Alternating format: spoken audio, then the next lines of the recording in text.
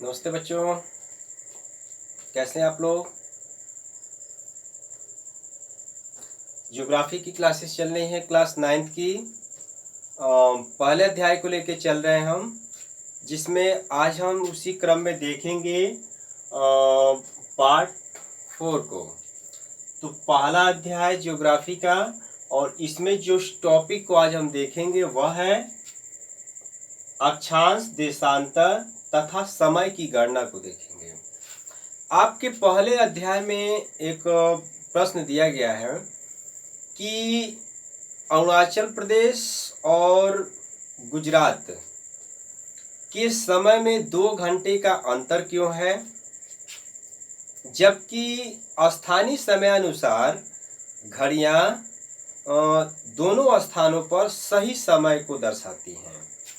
तो ये कन्फ्यूजन हम इस वीडियो में दूर करेंगे और समझाने का प्रयास करेंगे कि समय की गणना किस प्रकार अक्षांश और देशांतर रेखाओं के माध्यम से की जाती है। चलिए तो आइए शुरू करते हैं वीडियो को। देखें, सबसे पहले जानेंगे कि आप कि ग्लोब पृथ्वी का एक मॉडल नमूना होता है, जिस पर आपको कुछ ऊर्ध्वाधर क्षैतिज खींची गई रेखाएं दिखाई देती होंगी और यह एक ग्रिड जैसी संरचना बना लेती हैं, यानी जाल बना लेती हैं। वास्तव में यह एक काल्पनिक रेखाएं होती हैं जो खींची गई होती हैं ग्लोब पर। पृथ्वी पर किसी स्थान विशेष की सही स्थिति को दर्शाने के लिए कि कोई स्थान एक स्थान से कितनी दूरी पर है, किस दिशा में स्थित है, इसके लिए इसकी सहायता ली जाती है। तो सबसे पहले देखेंगे 2 तरह की काल्पनिक रेखाओं में। सबसे पहले देखेंगे अक्षांश रेखाओं को। किसको कहेंगे? अक्षांश रेखाएं। ग्लोब पर पश्चिम से पूर्व की ओर खींची गई क्षैतिज समानांतर वृत्तीय रेखाओं को अक्षांश रेखाएं कहते हैं। यानी ग्लोब पर जो पश्चिम से पूर्व की ओर खींची गई रेखा होती है, क्षैतिज समानांतर यानी समान दूरी पर वृत्त रूप में, उसको हम कहते हैं अक्षांश रेखाएं। देखेंगे कि पृथ्वी के बीचों बीच एक रेखा आपको दिख रही होगी, इसको कहते हैं 0 डिग्री अक्षांश या विषुवत रेखा, भूमध्य रेखा। इससे उत्तर के भाग को हम कहते हैं उत्तरी गोलार्ध और दक्षिण के भाग को कहते हैं दक्षिणी गोलार्ध। सबसे उत्तर में जो देखेंगे कि एक बिंदु होता है, सबसे उत्तरी सिरा, जिसको हम उत्तरी ध्रुव कहते हैं, और यह बिंदु 90 डिग्री अक्षांश को दर्शाता है। यह एक रेखा नहीं होकर एक बिंदु है, लेकिन जब हम गणना करते हैं तो इसको एक रेखा के रूप में लिख देते हैं कि यहाँ से यहाँ तक कुल अक्षांश रेखाओं की संख्या उत्तरी गोलार्ध में 90 होती है। इसी प्रकार दक्षिणी गोलार्ध में भी देखेंगे तो चूंकि ये बीचों बीच है, तो दक्षिणी गोलार्ध में भी इसकी संख्या यहाँ पर 90 हो जाती है। और दोनों को अगर कुल पूछा जाए कि कुल अक्षांश रेखाओं की संख्या कितनी है, तो ध्यान देने की बात यह है कि काउंट करते हुए बीच की रेखा छूट जाती है। तो विषुवत रेखा को जब हम काउंट करेंगे तो एक रेखा बढ़ जाती है। तो इस प्रकार गणना की दृष्टि से देखेंगे तो कुल अक्षांश रेखाओं की संख्या 100 कितनी होती है? 81 होती है। ठीक है, तो यह है अक्षांश रेखा के बारे में, जो कि वृत्त रूप में खींची गई होती है। कोई भी 2 रेखाएं एक दूसरे को नहीं काटती हैं, समानांतर यानी समान दूरी पर खींची गई रेखाएं होती हैं। चलिए आगे समझते हैं देशांतर रेखाओं को। यहाँ पे हमने देशांतर रेखाओं को दिखाया है। और देशांतर रेखा किसको कहेंगे? देशांतर रेखाएं ग्लोब पर ध्रुवों को मिलाते हुए, यह ध्रुव है दक्षिणी ध्रुव, यह उत्तरी ध्रुव, तो ग्लोब पर ध्रुवों को मिलाते हुए खींची गई ऊर्ध्वाधर काल्पनिक रेखाओं को देशांतर रेखा कहते हैं। ठीक है, समझ में आया? ऊर्ध्वाधर खींची गई काल्पनिक रेखाओं को देशांतर रेखा कहते हैं। यहाँ आप देख सकते हैं कि यहाँ बीचों बीच एक रेखा खींची गई है जिसको रेड कलर से दिखाया गया है।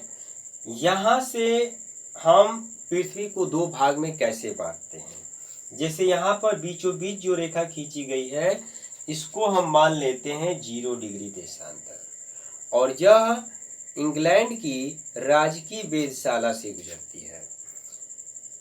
जो जीएमटी यानी ग्रीनविच मेन टाइम पृथ्वी की मानक समय रेखा है, यहीं से समय की गणना की जाती है।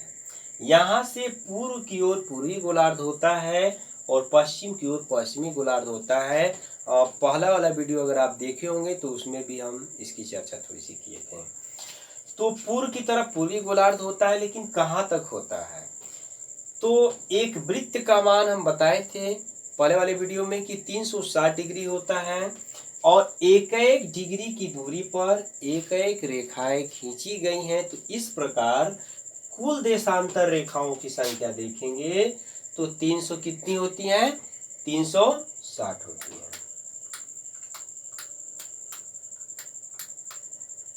कुल देशांतर रेखाओं की संख्या होती है 360।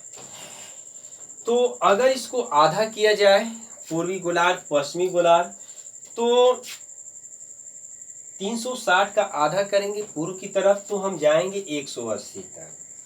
तो यहाँ अगर 0 डिग्री देशांतर है तो इसके अपोजिट आधा हो जाएगा, यानी पीछे वाली जो रेखा होगी 0 डिग्री के वो 180 डिग्री देशांतर रेखा होगी।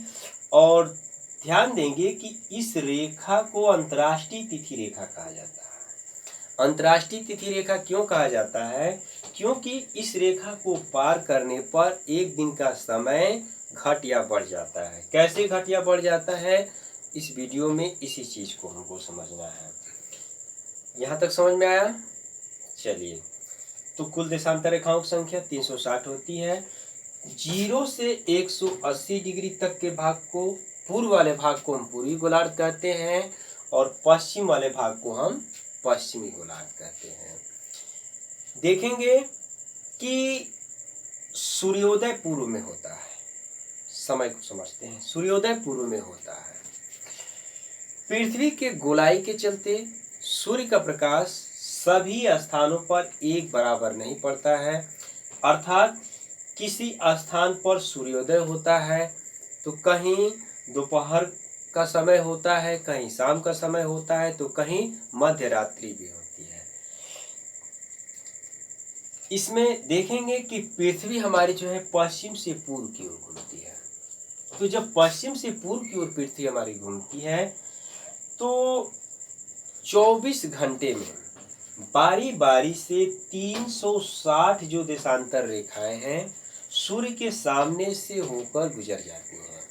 यानी 360 रेखाओं को पार करने में पृथ्वी को 24 घंटे का समय लगता है।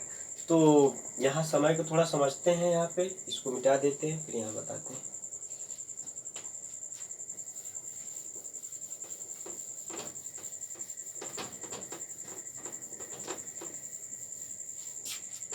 हाँ, चलिए देखते हैं।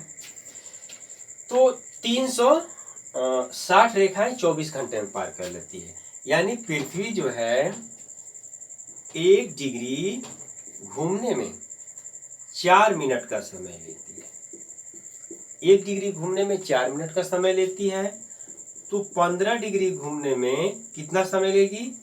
15 गुणे 4 बराबर 60 मिनट। घंटे में बदलेंगे तो हो जाएगा 1 घंटा।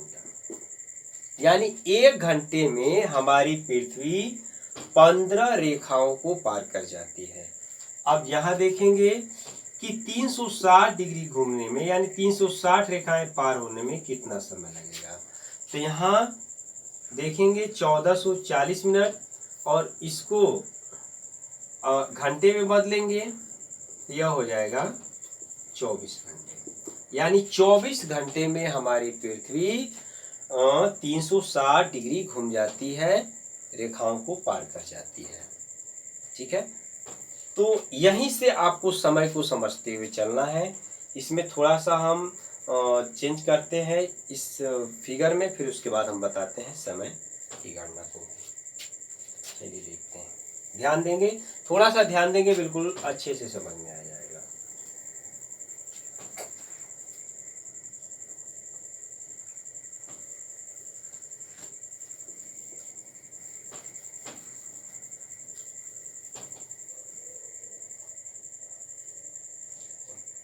चलिए देखते हैं।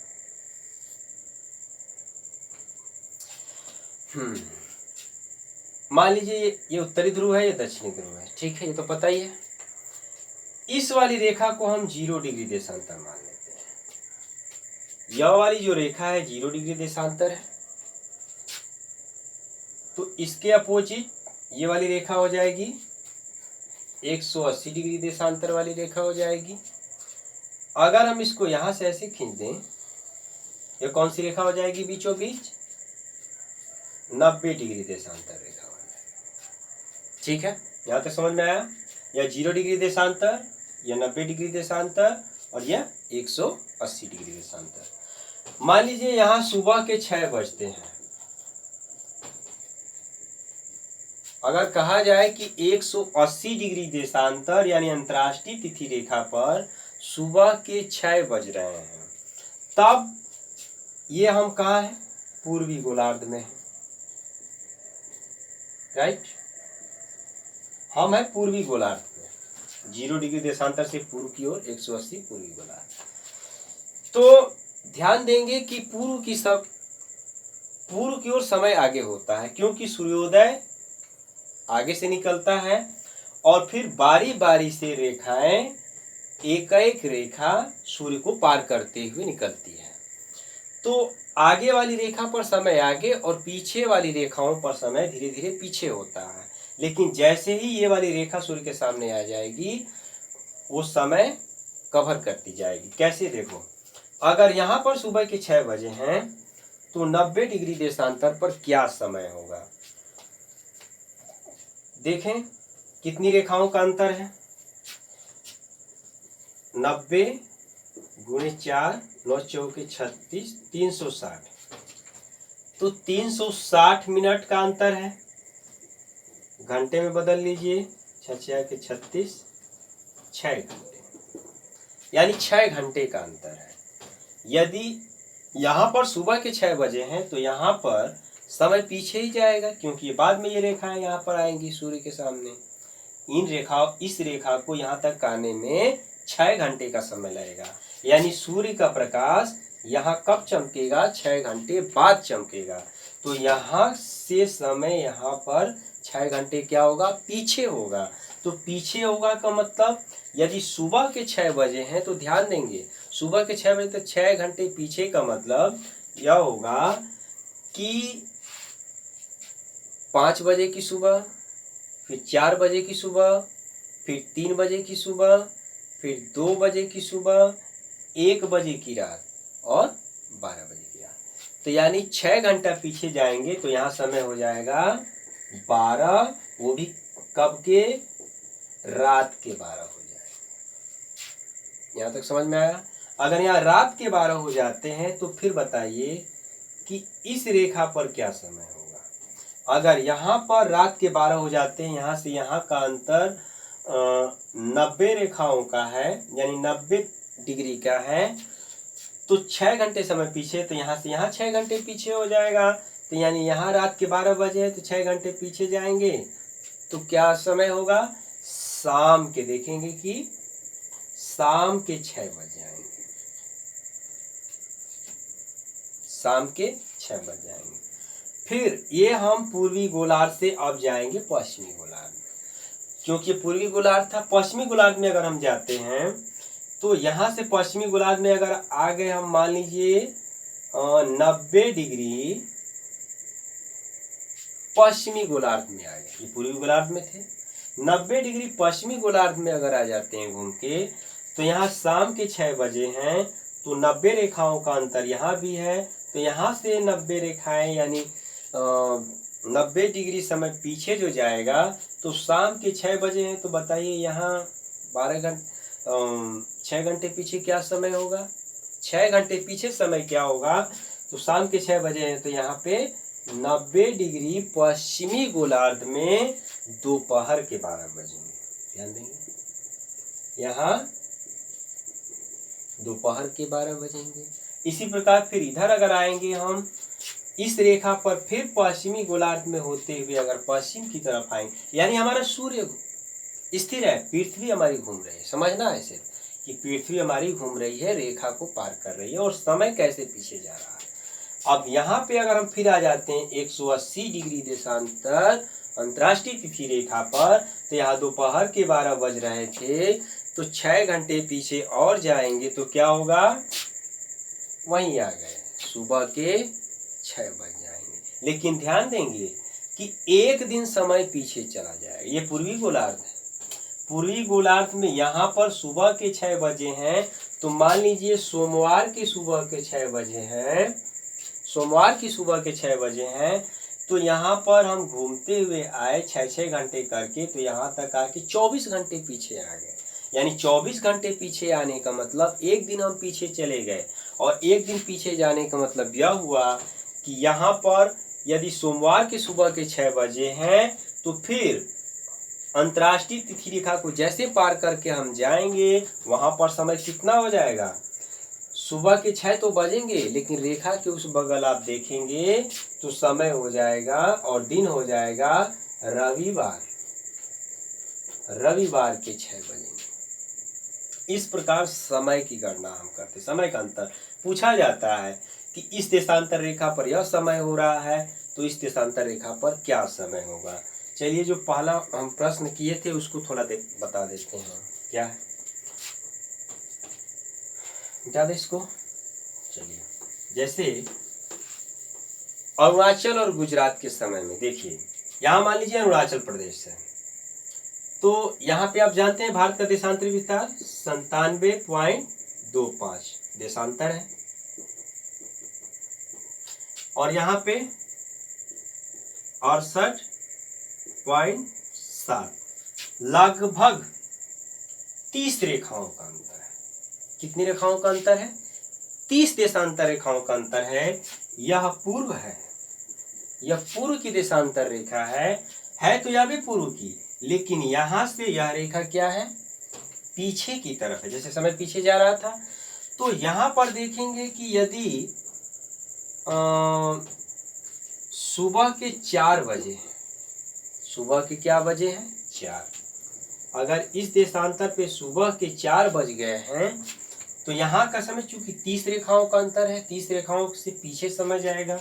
गणना कर लीजिए, 120 मिनट पीछे, 120 मिनट पीछे का मतलब कितना घंटा पीछे, 2 घंटा पीछे।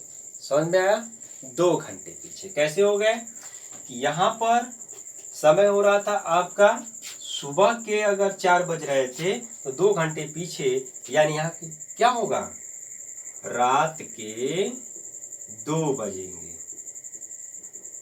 क्लियर, समझ में आया इतना। चलिए, अगर आपको नहीं समझ में आए, कोई दिक्कत हो, तो आप एक बार में नहीं समझ में आता है तो 1 से 2 बार 3 बार वीडियो जरूर देखें और ध्यान से समझें। मैं आशा करता हूं कि आपको ये वीडियो समझ में आया होगा, और कोई दिक्कत हो, कोई समस्या हो, तो आप डिस्क्रिप्शन लिंक में नीचे लिख के भेज सकते हैं। आज हमारा यह पहला अध्याय कवर हुआ, और इसके बाद अब हम पढ़ेंगे दूसरे अध्याय को, और जब हम अगला वीडियो भेजेंगे तो उसमें दूसरे अध्याय को देखेंगे, भारत का भौतिक स्वरूप देखेंगे। ठीक है, वीडियो कैसा लगा ये जरूर बताएं, और लाइक और शेयर करते रहें। Thanks, okay, bye.